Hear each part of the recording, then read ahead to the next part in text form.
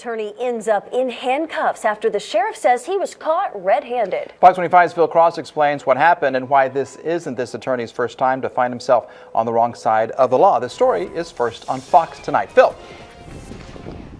Guys, this investigation began inside the Oklahoma County Jail after investigators say a female inmate discovered that the attorney she thought was representing her was instead taking advantage of her.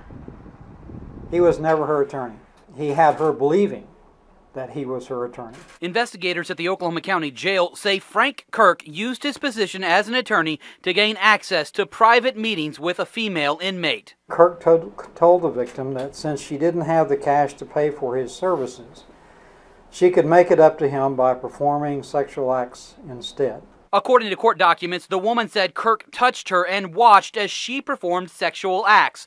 Last week, the woman told deputies what was happening behind closed-door meetings and agreed to help with the investigation. During his visit, Kirk furnished her with lubricating jelly and a sex toy.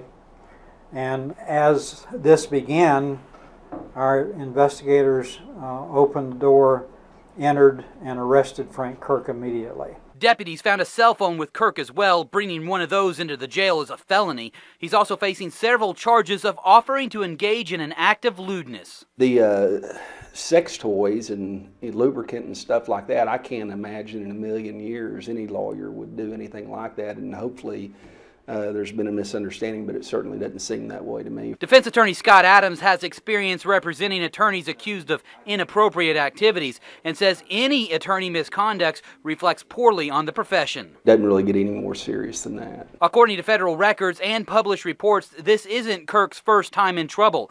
He spent 6 months in federal prison in the 80s after pleading guilty to a conspiracy charge related to setting up sham marriages. In this new case, Adams says the Bar Association will likely pull Kirk's license.